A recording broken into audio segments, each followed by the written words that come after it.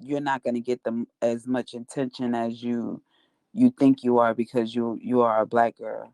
And I say, okay, cool. Then I'm talking to my black girls that's been casted out. Like, what the fuck you want me to do? Like, what you want me to stop? You trying to have me delete myself? Like, I didn't even understand what's the goal. You feel me? Whether well, I understand that this shit is levels. If once you stop, once the attention is not on me to dislike, like it, I ain't cause you no harm. I ain't come at you. I ain't try to sexually give you no advances. I ain't do none of that shit. All I did was chill. And then you start seeing them little light skinned people around you start fucking up. Then you want to be my friend, right? Then you want to be my friend. And then you want to leave me when you go back to your light skinned friends. You feel me? Like that's how it is with black people, dark skinned people. Let me say that, not black people, because we need to cut that shit out too.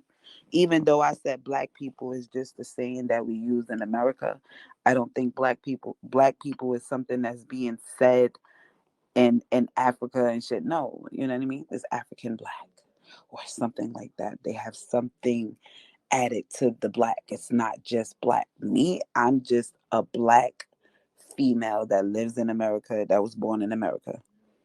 And most people that I will run into have been told that I'm a black girl, I shouldn't be trusted. I'm already like, when you already been told, I can't, I already know when I meet people, you already been trained some type of way about me already. Like you've been trained. It's either you can be around me if I'm popular because I'm now a black influencer, or you can just say, you know what I mean, I ain't shit. I just know a black person. Mhm. You already been told these things. You already been programmed to not like me. So I don't really jump on the why don't you like me train. I'm not, fuck that. Not jumping on that train. The most that I can do is create a space or create spaces where I'm straight, I'm good, where I don't have to come into your turtle club because it's popular. No, I could be popular in my own club. I could be popular in my own shit.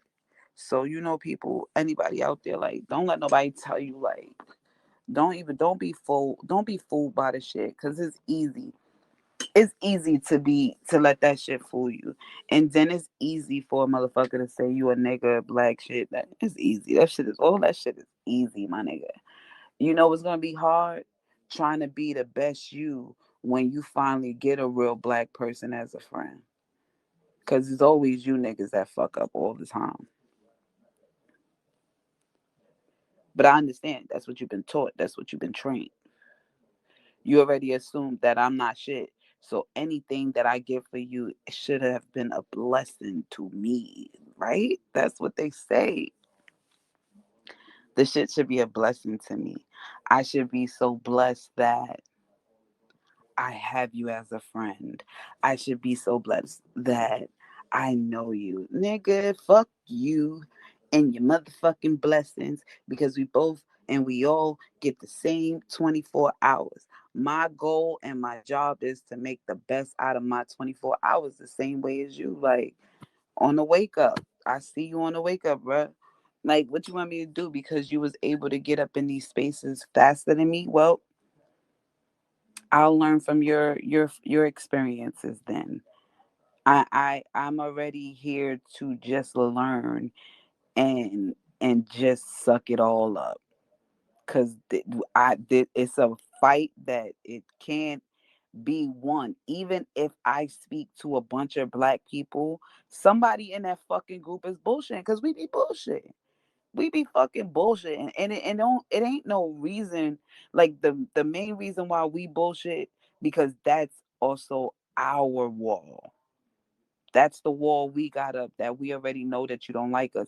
The only difference is we're not sitting up here telling you that we have a wall up. Well, we probably are, because if you, most black people that you know, if it's a black American girl, you already know that you met her. She got her wall up. She already on masculine mode. You already know that. You already feel like the ones that the black females that you feel, that the dark skinned black females that you feel that are that don't have the wall up, may be the ones that can get over on the Kardashian side, like on that type of rim, that type of femininity. You know what I mean? Because I will say to a black female, right? Because I've been married for 20 years. And every day, like I said, every day on the wake up, it's a new lesson you learn all the time. But black females are blessed with the art of seduction. And it just so happened that it's not just about our body language. You know what I mean? It is our eyes, it is the way that we speak, it's all those things.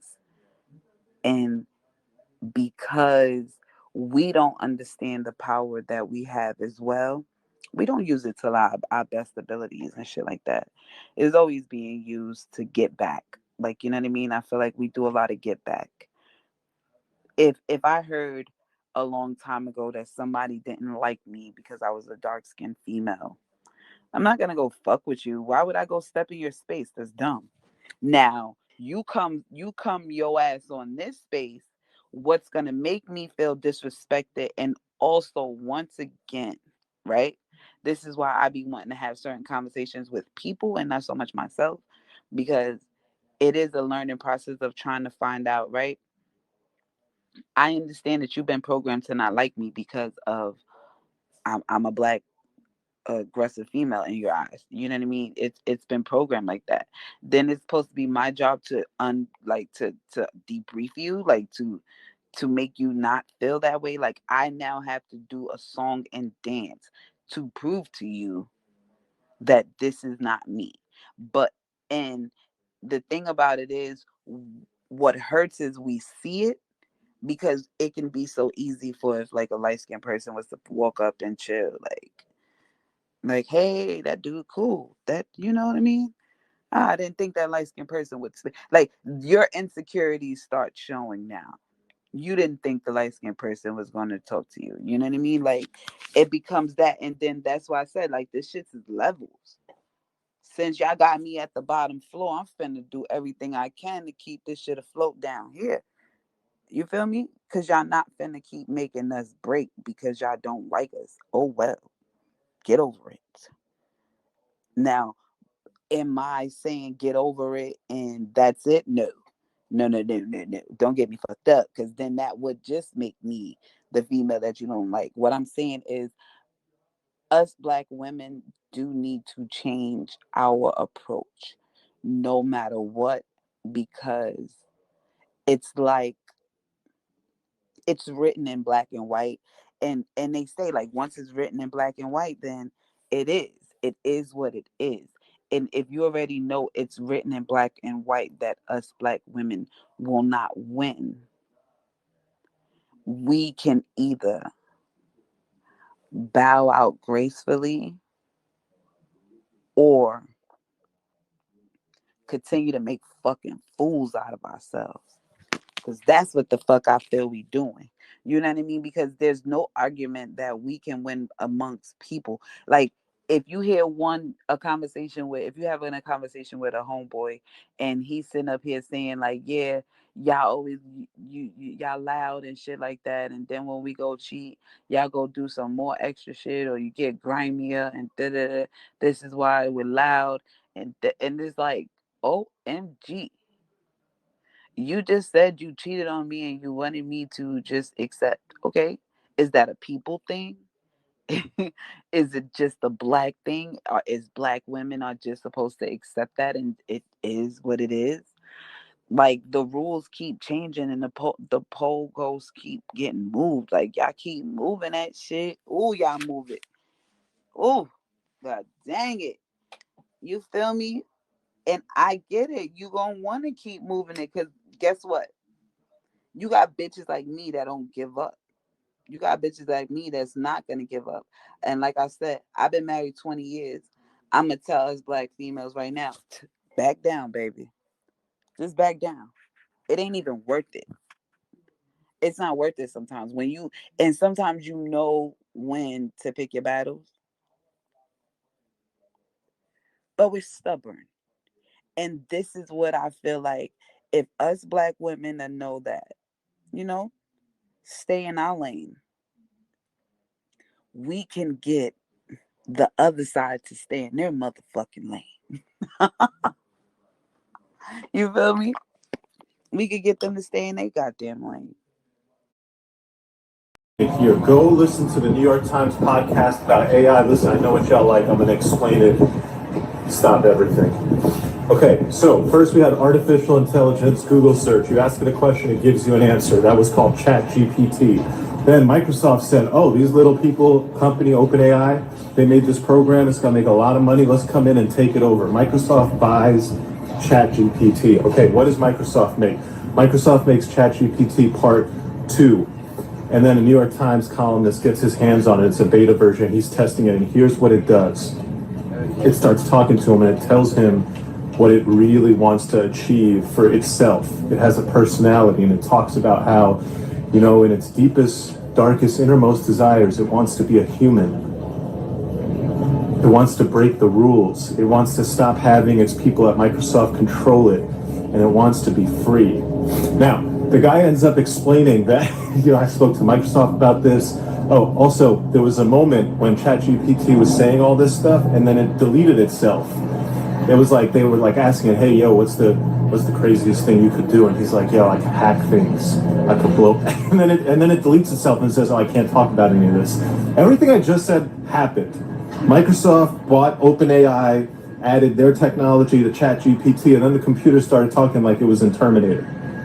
And then they went to Microsoft executives and they're like, yo, this happened. And Microsoft was like, oh, that's very interesting. That's not normal. We'll look into it. Thank you. Goodbye. Okay.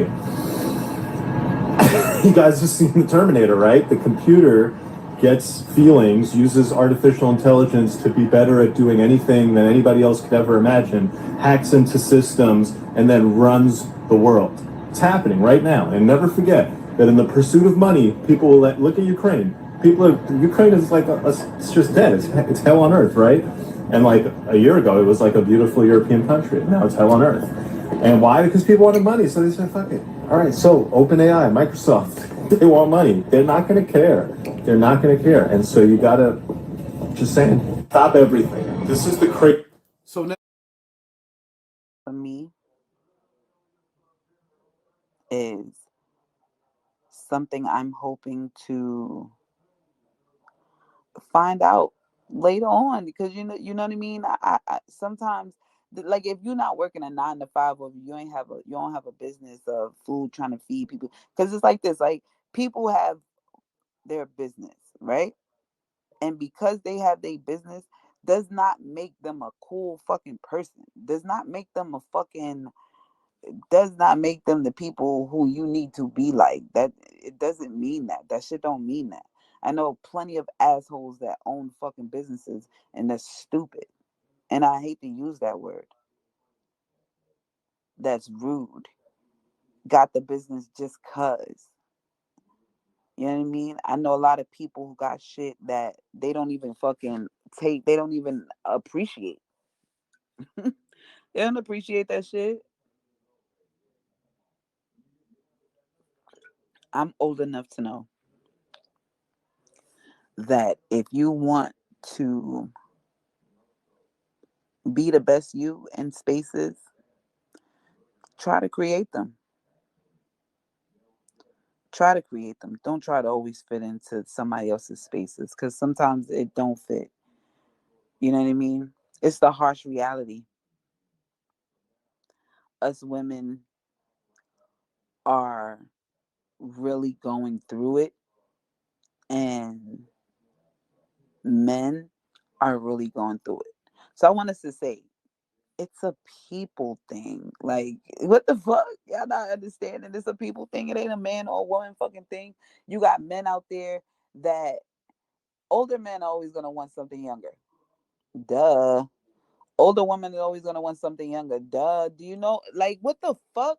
It's a people thing, and I'm not saying that it's always right, but like I said, when you're around old people, bruh, it makes you feel old. If your husband is an old dude that just likes to watch TV and may go into his garage and sit in there and want to play checkers with his friends and or chess, like if that's all he want to do, and then he comes in the house, he's sleepy because he's fulfilled. He don't need the club. He don't need, but she's not fulfilled because she needs a little excitement now. She needs the excitement because it feels like you're not doing enough. You're not doing what you're supposed to. And I felt like that's where I'm at right now.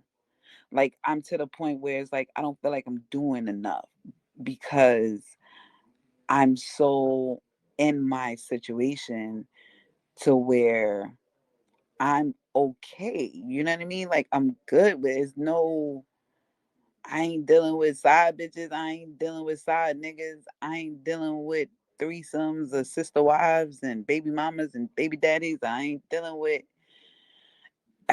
shit. The only thing I'm dealing with mentally is what the fuck is we doing about these kids? Because we got to leave it to them. I can't speak for everybody else's, like my mom and my dad and shit like that. Like my mom and my dad is alive. Are they on the same wave that I'm on right now? No, they're not. Were they ever on that wave? No, they wasn't. No, I have a sister that's the same fucking age as me. So no, they wasn't. And that's my baby. That I love her. So my parents, I didn't grow up with my parents as a family. You know what I mean? I grew up as my mom's saying, I want to do this shit the best way I can.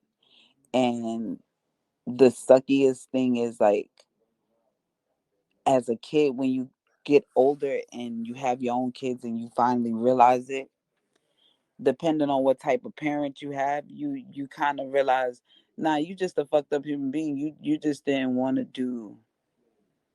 You got caught up and you didn't know how to come up out of it. But once your kids leave the house, you've still been so caught up. What do? I say, motherfucker, take care of your grandkids, nigga. Do it all over again. You get another chance, and these fucking grandparents just give up. Like, you want to be my fucking kid's friend? Why?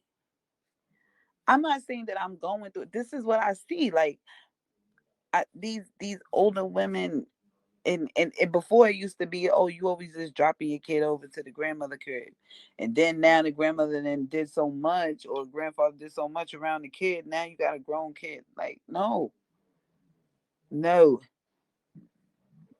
not trying to be funny. Y'all need to watch Demolition Man. Maybe they only need to fucking have a taco and motherfuckers every time you curse there's a machine and you gotta stay the fucking line. Maybe the fuck you need some order.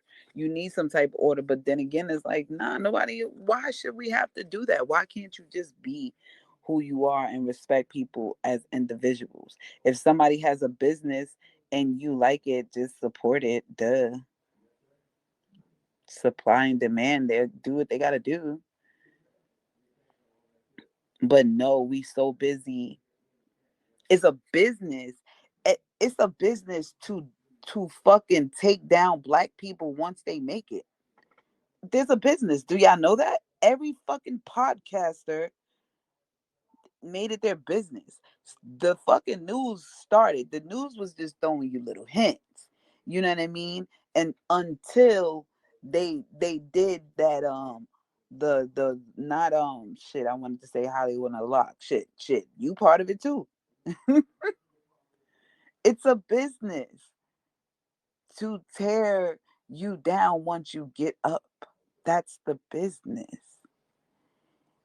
Once you as a person that had made it big, there is someone's job to make sure you look as bad as you look in other people's eyes. That's why I said, like, if you go on my YouTube and my husband YouTube, he could have somebody that's a cool ass person, a cool ass artist, and they killing it on there. I go to my shit, these motherfuckers in sacrifice this person and that person, this nigga, the numbers and murder and all that. Like, what the fuck happened? They was just so sweet on my husband YouTube. They were just so kind. And because, like I said, maybe it was because I wanted to know. I wanted to see because I know it's a business. As long as people tune in to you talking down about black people mainly, it's a business. Yeah. Mm. The US is the best country in the world, and you better not disagree with them because they might shoot you. Jokes aside, they are extremely patriotic because they've been lied to their whole lives. The US is a good country, but it is not the best country or worth chanting USA, USA, USA everywhere you go. Most Americans don't realize how bad they're getting screwed by the corporations in the government, and they truly believe that the US is number one in the world. It really depends on what you are ranking, but the US is usually in the middle or lower half of a top 20 list. From freedoms to quality of life to education, the US is ranked all over the place and rarely is number one, except for prisoners, guns, military spending, GDP, and a few other things that aren't very flattering. It isn't until you move abroad and remove yourself from the media-enforced lies that you start to realize the rest of the world isn't that bad, and some countries are even better than the US. In one way, many countries are better than the US is education. Number 9 on our list is education.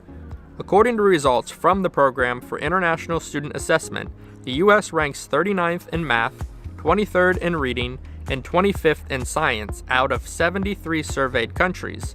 This is low for a country that claims to be number one. Consumerism, flex culture, celebrity worship. I'm sure there's a term for this, but I don't actually know what it is. It's basically the worship or the love of money. A Harris poll of 3,000 children between the age of 8 to 12 revealed that YouTuber was the first choice of 29% of them. Don't get me wrong, I would love to make a full-time income on YouTube, but I don't think that young people should be inspiring to be social media stars. If the US culture continues to inspire children to become celebrities and OnlyFans stars, the US will lose its competitive advantage in science and technology. When I was growing up, children wanted to be doctors, astronauts, teachers, and scientists. Sure, there were some kids that wanted to be WWE stars or actors, but they were usually outliers and not the norm. Nowadays, based on the polls, children want to be YouTube stars and they look up to Mr. Beast. I get the appeal of money and fame, but it is a slippery slope. If children look up to YouTubers, celebrities, and hustle culture promoters, and not doctors or scientists, I feel the future is doomed. The internet has created a lot of opportunities for new work and ways of making money, but very few content creators are curing cancer or creating the next tech revolution. If all the kids want to be YouTubers, who is going to build the future? Speaking